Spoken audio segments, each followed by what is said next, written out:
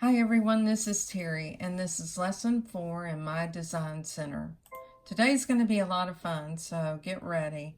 What we're going to do is we're going to use the scan function.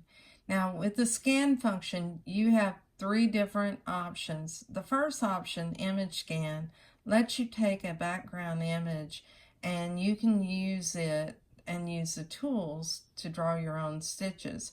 I often do this with fabric if I want to. For instance, if I have a large flower motif on some fabric and I want to draw a design I can use for quilting, it's a great idea to do that. And you can also use the line design where you take your scanning frame, or you can use your embroidery hoop or a file and take a simple drawing that is something that is clearly drawn with a strong contrast. Black and white images work well here, but you can use some gray tone images or colored images as well. We'll choose this today, and what we'll do, instead of using the frame or the embroidery hoop today, we're going to import an image. Now that image needs to be a raster file. A raster file is like a bitmap, a PNG file, and a JPEG. Those are the 3 files that the Luminaire can recognize. Keep in mind they cannot be larger than 2 megabytes. If they are, what will happen is you'll get an error message, and I'll show you that. You can use your USB stick or an SD card. I have mine on a USB stick, and we'll just scroll down to where I have some designs. Now I want to show you what happens if you try to open a file that's too large. And here we go. We'll select this, and it's telling you that it's too large, that it's 8 million pixels. Forgive me a minute, let me take a swallow of coffee. I've been recording videos, and believe it or not, I do a lot of retakes, and so my throat's a little raspy. That's better. Okay, now we'll go back and we'll choose a different file. And by the way, the little coffee wrapper that I had, it was something that I created and Sure Cuts a Lot for, and it had a heart on it. But the problem is, even though this file is small enough, you cannot see an image. The lines are too thin. And this is where you need to have lines that have at least 1 millimeter in thickness. So I'll have to go back to my coffee wrapper file and edit it a bit.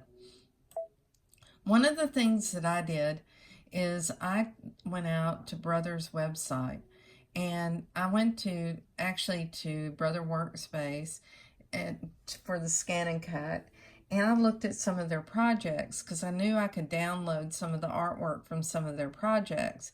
And here's an example of one of the images that I got.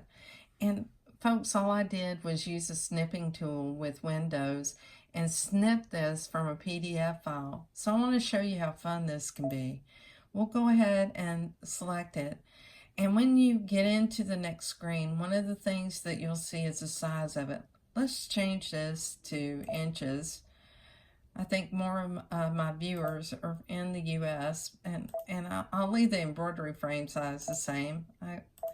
We'll go on and select inches. But I think in inches in terms of measurement. I didn't learn millimeters, or I didn't apply millimeters until later in life. Let's put it that way.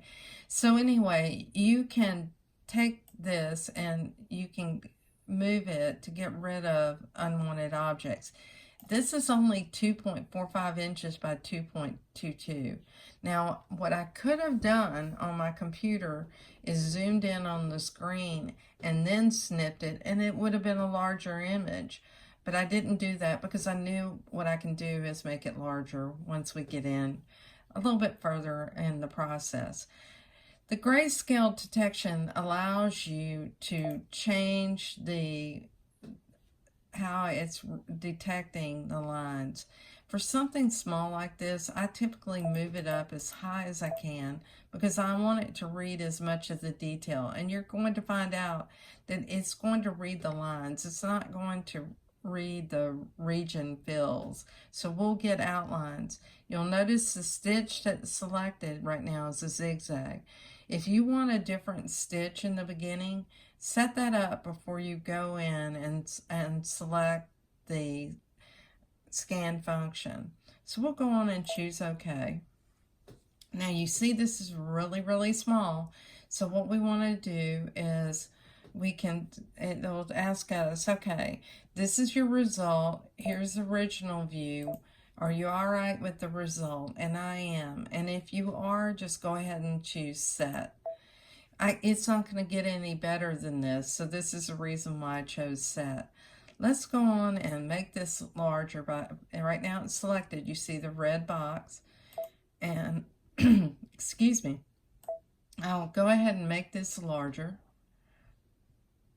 Now, you notice while I'm making it larger, my artwork is visible in the background.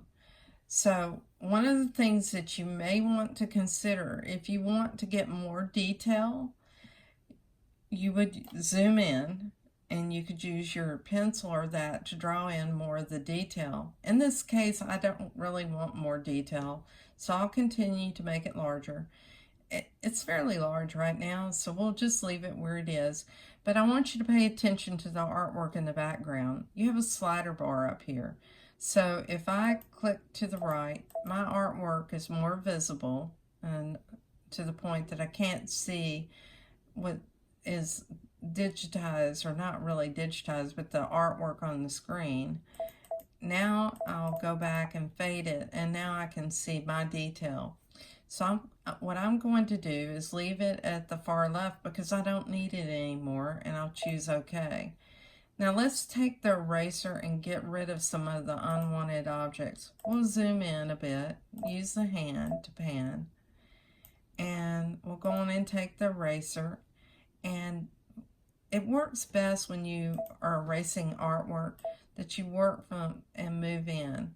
So that way you don't erase some detail that you want. In this case, this is sitting out away from everything. Now, one of the things that I could do over here on the eye, I could smooth this line if I want. We'll look at it and see if we want to do that. And we'll take the hand to pan. So let's find the eye.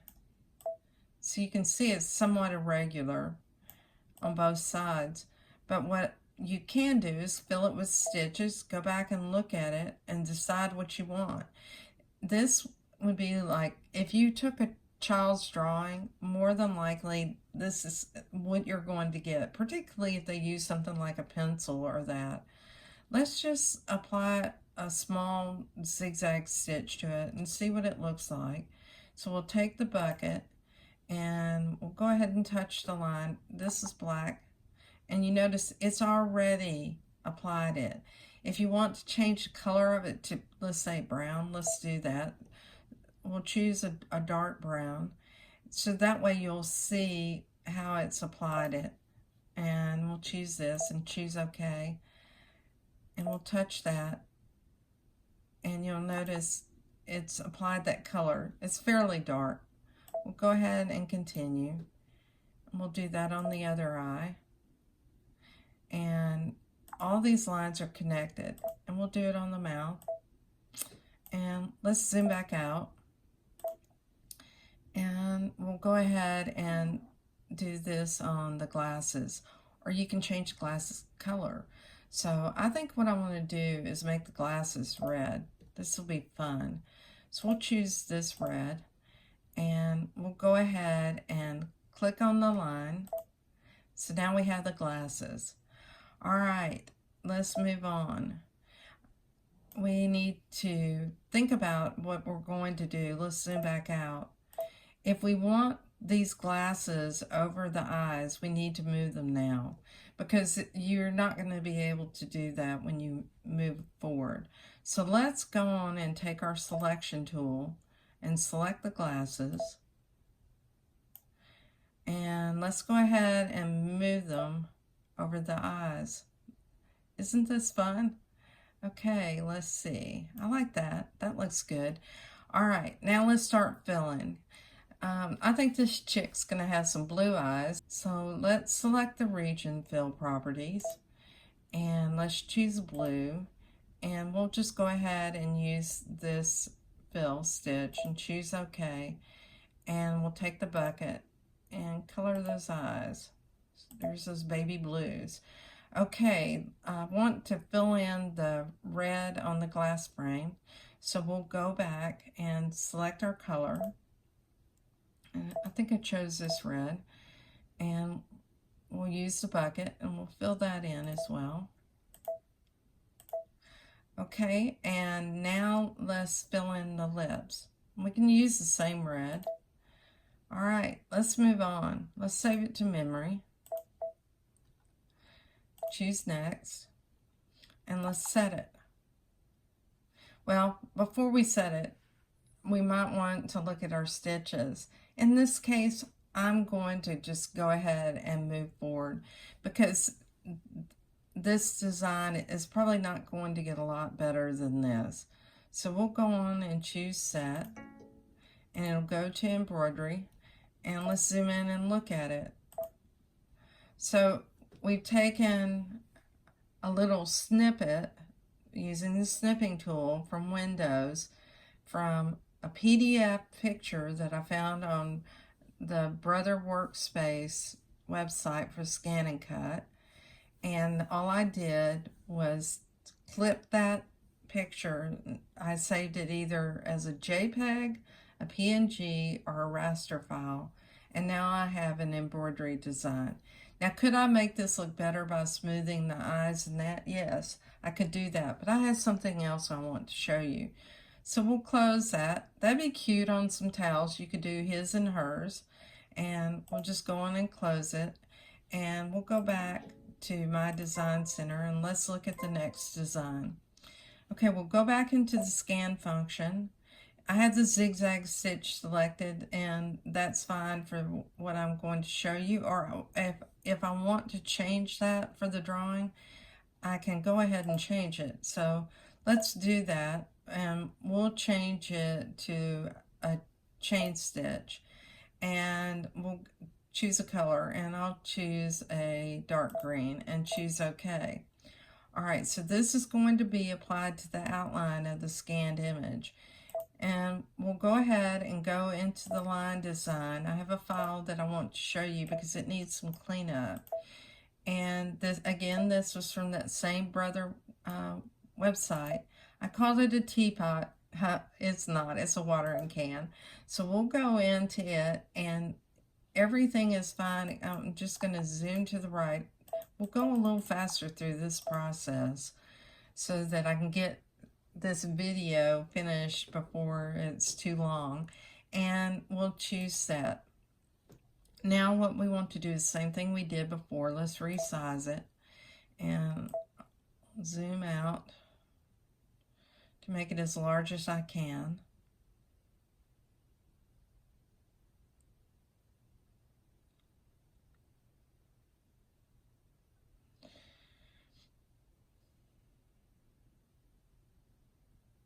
Okay, and now you notice the artwork in the background. I want to hide it. I don't want to see it any longer. And let me get rid of the C11.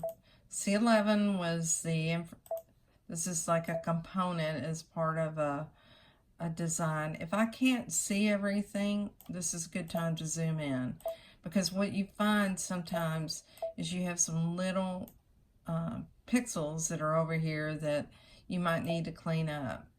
And I don't see anything, but just to be on the safe side, we'll clean out there. Okay, now what we want to do is we want to move over. There's a lot of jagged edges right here. And what I could try to do is clean up part of it.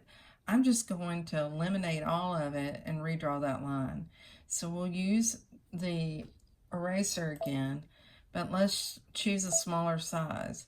And the reason I want to choose a smaller size is I need to make sure, let's zoom to 800%, and we'll pan over here to the left.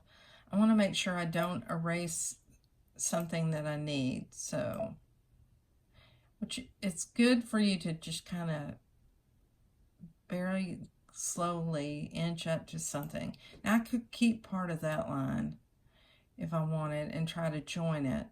And I'll do that just to retain the shape. Let's go over here and erase this portion.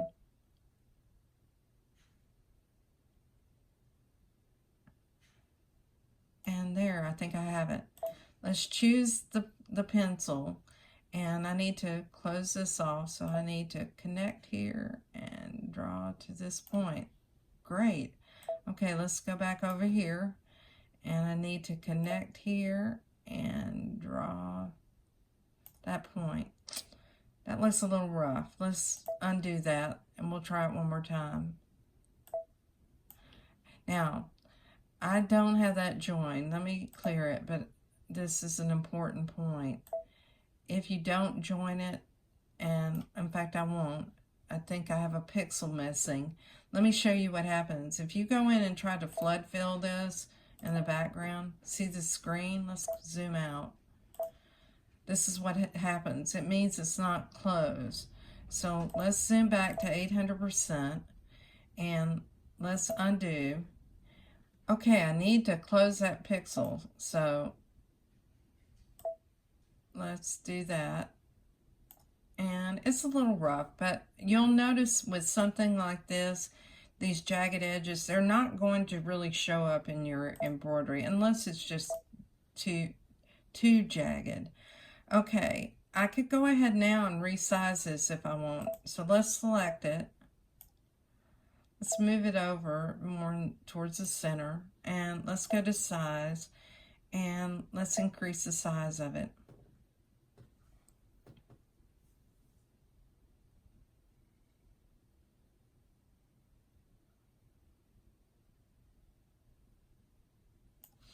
Okay, we have it roughly almost 4.4 inches by 8 inches. And that's a good size for visual intent. And we'll go on and let's start applying some designs.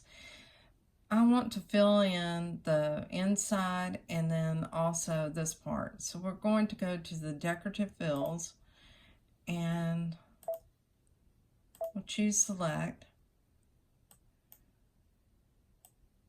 And let's scroll down. Let's choose some of the newer fills. And we'll select this little fill. One of the things you need to think about, though, as you're selecting these is in an object that's small, some of this detail is just not going to show up. So, you know, let's say what I want to do is to get something that has like a floral motif, like this one, 21. We'll go ahead and select that.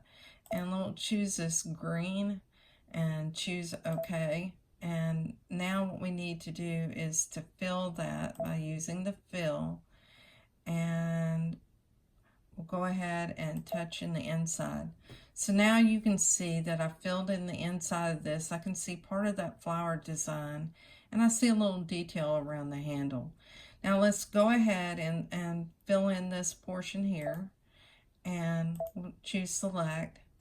And for that, I think I want something that has a little bit of a contrasting stitch. So we'll choose this and choose OK. And for this, we'll choose a different color. We'll choose this blue and choose OK. And we'll go on, we have the bucket, and we'll select that. Okay, we're done. Let's save it to memory. Always save to memory because you don't want to have to redo your artwork. And let's start looking at things. I'm okay with the size of this, except I say I am. I really don't like that stitch. Let me change it. We'll go back and choose something else because I want it to look like a contrast in the inside. That's better. We'll leave that as it is. We'll go to the next one. Now, this is where, down here on the bottom, if I want to shift this flower up on the design and move it over a little, this is how that works. And we'll try it and see what happens. And choose OK. So, you can see it's moved it up a little bit. See, now you see more of that flower detail. And I could do this a little bit more if I want, but we're 20 minutes into this video, so we're not going to do that. We're going to go with this as it is and choose set and choose OK. Now let's zoom in and see what we have. Not bad for taking a little snipping tool and getting a little bit of artwork. When you get artwork, make sure that you read license agreements and respect those license agreements, because some things are paid for. In other words, if you're going to use a design and stitch it out and sell, you need to look at the commercial agreements and respect the artist. And always, if you do something like I'm doing, tell somebody where you got the artwork, because people work for a living, and this is showing you where to go to get their artwork. And again, I got this from Brother. Thanks, folks. If you like my videos, let me know. And also, if you're interested in seeing something new, I record videos for PE Design 11, BES 4, and then I also show some videos that are showing on the digital cutters. I will have more of those. And then I do have from time to time some how-to videos for practical sewing. So thanks for your time today, and have a good day.